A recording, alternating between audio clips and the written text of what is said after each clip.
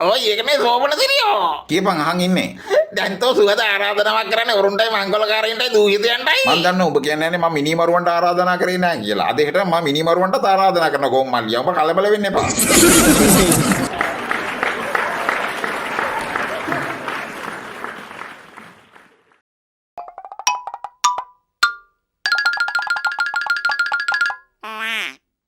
කුටි උඹට වෙන්නට දවසේ ශකබුල මොකෑ කාරිය අයියේ සකබුල්. මේ ඇවිල්ලා කුකුල් චමියා දවසේ ශකබුල් වීඩියෝ එක. මේක පෙන්නන්නේ එදා සහ අද බයි මානව පරිණාමය. මහත්තයා දැක්ක අපි දින සත්තර වැලිසියට ඔක්කොම පහ අනිවාර්යයෙන්ම එනට සිහින ජනාධිපතිවරු ඉන්නවා. අනුර කුමාර දිසානායක මහත්තයා තරාතියට නැගලා බලපු මෙතුමගේ බල ගන්න පුළුවන්. ඒ නිසා ඔය කියන දේවල් ගමේ තියෙනවද කියලා අපි ගමේ ඉන්න මිනිස්සුන්ට. ඒ නිසා මැතිවරණයකදී ඡන්ද ගණන් කරනකොට අපට බලා ගන්න පුළුවන්. අනුර කුමාර මහත්තයා කොහෙද ඉන්නේ අපි කොහෙද ඉන්නේ කියලා බලා ගන්න. අනුර කුමාර මහත්තයා නම් ඉන්නේ රජපුටුවේ. ඔයයි කොහෙද ඉන්නේ?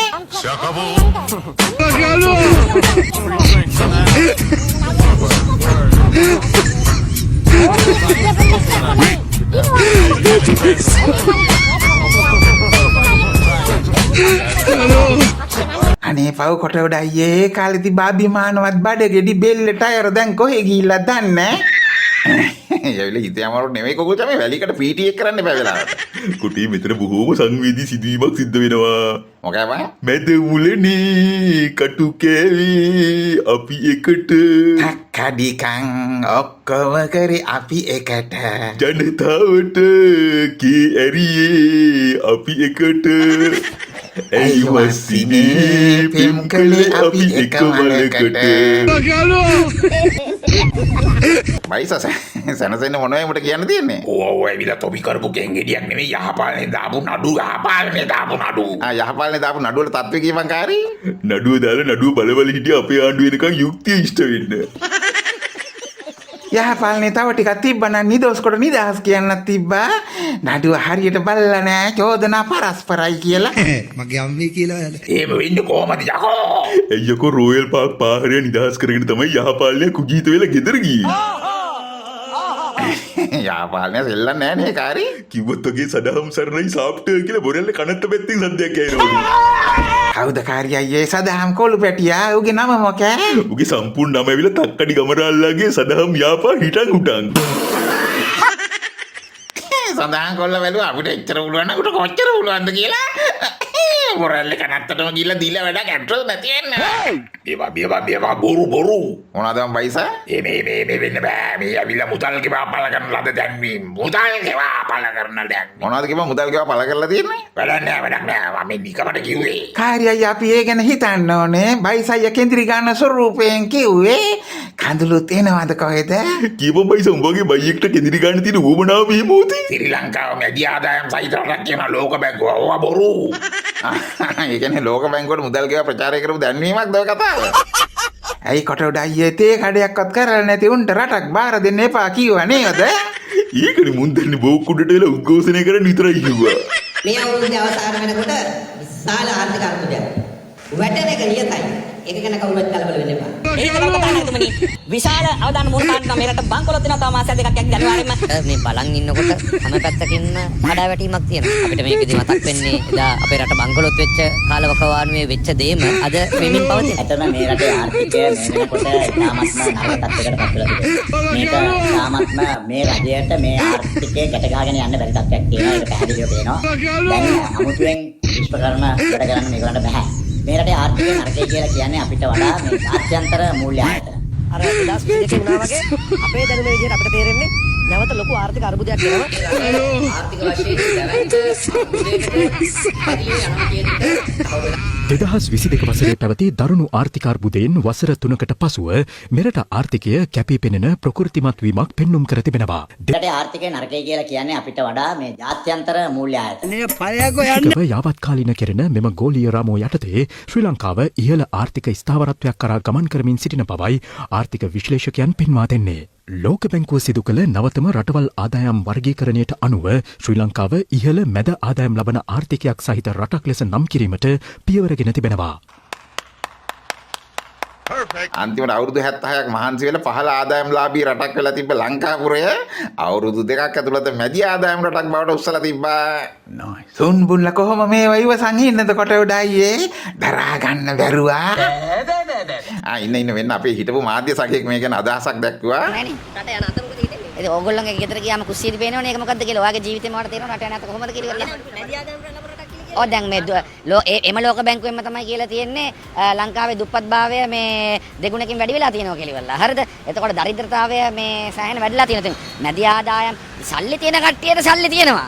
නැති බෙර මිනිස්සු නැතර නැතිලා ඉතින් ඔයා ගිහිල්ලා බලන්නකෝ මේ අලුත් කඩේ ආමර වීදියේ මාලිගාවත් සේදවත් ඔරගොඩවත් වැල්ලම්පිටිය දුප්පත් මිනිස්සු ජීවත් වෙන කොහමද වැඩි දුර යන්න ඕනේ මෙහෙම හොයලා බලන්න. අනේ අම්මිය අවුරුදු 70ක් සුන්නත් දූලි කරලා ඉතුරු අවුරුදු 6 අපේ කරලා අපිට බාර දීපු රට ගෙන වී කියන්නේ අර ඔබතුමාලත් එක්ක ඉන්න ගායත්‍රි මහත්තයා කියනවා මේ ඔක්කොම ඕන කුඹරක් දාගෙන අපි මේ ආණ්ඩුව පෙන්නන්නේ ඔබතුමාලත් ඉන්නවද? ඒක එතුමාගේ මතෙන් නිකන් මේ මගෙන් ඒ වගේ ප්‍රශ්න අහන්න එපා. ඔයා නෑ මම ඔබතුමා මාධ්‍යවේදියෙක් විදියට මේ මමත් මාධ්‍ය හිටපු කෙනෙක් විදියට මම මේ ඔබතුමාගේ වෘත්තීය ගරුත්වයට අදාළ පණිවිඩයක් දෙන්න.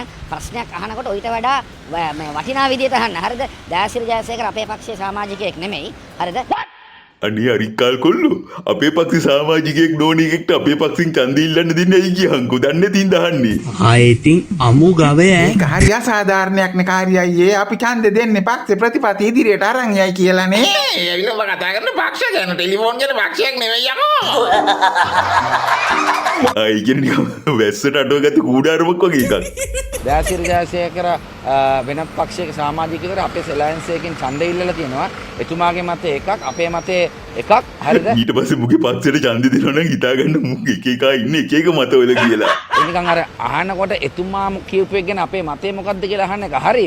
එතුමාගේ මතය අපි ඉන්නවා කියන වගේ එක එක ඇජෙන්ඩා වල ප්‍රශ්න අහන්න එපා. නාලිකාවලට මම උත්තර දෙන්න. හරිද? නාලිකාවත් එක්ක ඔච්චර කේන්ති යන තරම් මොකද දයාපර දයාගේ කවුලකාරියයේ. දයාවර දයාකොල්ල මුංග ලොකු අමාරුවක දාලා දිනා කුකුල් චමියා. අපි ඇත්තටම මතක තියාගන්න ඕන කාරණේ තමයි අනාගතයේ මේ සියලු පක්ෂ එකට එකතු වෙච්ච යම්කිසි අන්‍යෝන්‍ය වශයෙන් අඩුම තරමේ නිතරම ගිවිසුමකින් හරි නැත්නම් යම්කිසි විදියකට පළාත් සභාවට යන්න එනවා නම් යම්කිසි විදියකට ඔක්කොම එකතු වෙලා එක වැඩ පිළිවෙලකට තරම් කරන්න පුළුවන් තරම් උත්සාහ කරන එක වැදගත් වෙනවා. මොකද හේතුව මේ ආණ්ඩුව පරාජය කරන්න අපි සියලු දෙනා එකතු වෙන්න ඕනේ. විවිධ මතවාද තියෙන්න පුළුවන් හැම කෙනා අතර. සමහර කට්ටිය ජාතිවාදී වෙන්න පුළුවන්. සමහර කට්ටිය හොරු මංකොල්ලකාරයෝ ප්‍රශ්න තියන අය. හරි දූෂණ චෝදනා තියන අය වෙන්න පුළුවන්. හැබැයි අපිට දැන් එහෙම වෙන් කරලා කිරලා මැනලා ගන්න බැරි බිව්වා. හරි සමහර අය හොරු මංකොල්ලකාරයෝ දූෂණ චෝදනා තියන අය. ඒ කියන්නේ ආණ්ඩුවක් පෙරලන්න හොරු මංකොල්ලකාරයෝ දූෂණ චෝදනා තියන අය සමග උනත් එකතු වෙන්න දැසි.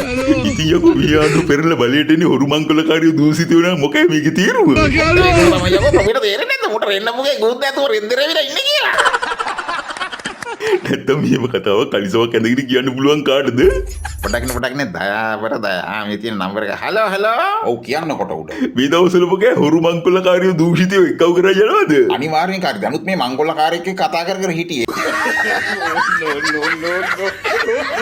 ඒ උනා උඩින්ම කැමතිලු මාත් එක්ක සෙට් වෙන්න. අනිවාර්යෙන්. එතකොට හොරු දූෂිතව කීප දිනකට කතා කරා. කොහොම මේ ප්‍රතිචාරේ අති විශිෂ්ටයි. හැමෝම මං වගේ කූරු ගයින්න අද හෙට යයි කියලා අඬ ඉන්නේ. ඇයි ලොක්කා අපි කළුද? කවුද? ඒ අපේ අසල්වැසි බයිසයිවත් ලින්ද ළඟ ව්‍යාපාරයේ හොඳ ව්‍යවසායකයෙක්. ඇයි දාබර ලොක්කා අපිට නම් ඔයාගෙන් කැඳවීමක් ආවෙම නැහැ. ඉන්න බයිසා කිව්ව නේද? නැදමුලනේ බුරම්පි සිංහලාගේ හිත හොඳ බයිසා. නැදමුලනේ බුරම්පි සිංහලාගේ හිත හොඳ බයිසා. උඹ හොරෙක්ද මංගොල්ලකාරයෙක්ද දූෂිතයෙක්ද කියලා ඉස්සලා කියලා ඉඳපන්. මං කිව්වා. නෑ කොයි කැටගරියකටද උඹ වැටෙන්නේ කියලා මේ අහන්නේ. මේ කාරී ලිදලක පෙරණුම් අයිති වෙන්නේ ඔය තුනේ මොන කැටගරියකටද? උඹ තෝගේ කොටියේ මූ හොරකමකුත් නෙවෙයි කරන්නේ මංගොල්ලයක් දෙන්නේ දෑනි ලිඳලඟ පෙරණ එකනේ කරන්නේ. දූෂිතේ කියන්නත් බෑනේ. මූ ගල් බෝතලයක් රුපියල් 4000ක් දීලා ගන්න බැරි ගමේ ඒකට සේවයක් නේ කරන්නේ. සම්පූර්ණ. හරි දයාවරන්න අපිට කියන්න ඔය වගේ තීරණයක් හදිසියෙ ගත්තේ මොකයි කියලා. ඊට ඉස්සෙල්ලා කියම 103 හිටපු උඹලා 160 වෙන්න මොකද්ද උඹලට ලැබිච්ච අධිමානසික බලය කියලා. ඔය සෝමනසිරි අයියා. කියපන් ගොම්මල්ලිය උඹත් ඉන්නවද එහා පැත්තේ? අධිමානසික බලයක් මුන්ට ආවේ අදගෙන කන්න තිබ්බ බල තොපි අපි පෙරේතේ වගේ ඉහගෙන කාපු ඉන්නා. බබ්ස් අපිට ආව අධිමානසික බලයට වැඩිම වග කියන්න ඕනේ කවුද එතකොට? වැඩිම වග කියන්න ඕනේ අපි හොඳටම කරපු එක. අපි තමයි හොඳටම කරලා තියෙන්නේ. ඔය ඒකනේ සෝමනසිරියෝ. කියපන් අහන් ඉන්නේ. දැන් තෝ සුවද ආරාධනාවක් කරන්නේ වරුන්ටයි මංගලකාරයින්ටයි දූහිතයන්ටයි. මම දන්නවා ඔබ කියන්නේ නැහැ මම මිනිමරුවන්ට ආරාධනා කරේ නැහැ කියලා. අද හෙට මම මිනිමරුවන්ට ආරාධනා කරන ගොම්මල්ලිය. ඔබ කලබල වෙන්න එපා. අයියෝ මං කලබල වෙන්නේ නැහැ. ඔය මොකක් කිව්වත් ඒ කොටේ ඉන්නවා. ඒකනේ මං ආන්නේ. මොකද්ද මහන්නේ? ඇයි යකෝ දැන් ඔබ ප්‍රයිවට් එකේ ඔය කිව්වනම් වෙනයි. තෝ රටට මේ ඉන්න ඕම කිව්වම කොහොමද අපි ඔකට සෙට් වෙන්නේ? ජනතාව හිතයි අපි හොරු මංගල්‍යකාරයෝ දූෂිතය කියලා. ජනතාව ඉතින් 아무තෙන් හිතන්න දෙයක් නෑ නේ. නෑ යකෝ ජනතාව සාදුද්දියෙන් දන්න එක හරි. ඒ උනාට මෝගින සන්දානෙත් එක්ක සෙට් වුණාම අපි නිල වශයෙන් හොරු දූෂිත මංගල්‍යකාරයෝ වෙනවනේ. රයිට් ඒක නෝකේ කරන්නේ. සෝබන සිරිසඳ මන් දෙන්නේ එලකිරි වගේ අයිඩියා එකක්. දීපන් කුකුල් චම්මියා. ඕකට තව ඇඩ් කරන්න කප්පංකාරයෝ සහ ගුඩු බිස්නස් මාපියාලා. අනිවාර්යෙන් අනිවාර්යෙන්. හිටපන් මම ඒ දෙකත් ලියා ගන්න.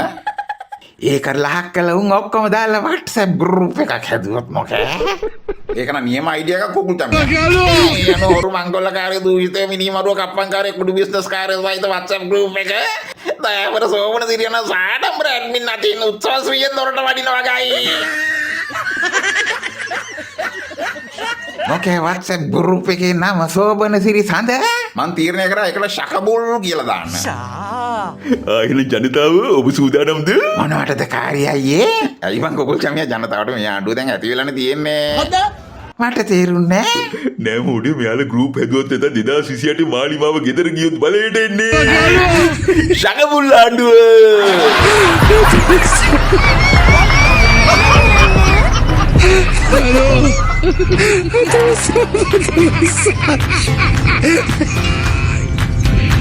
Hola, Carlos.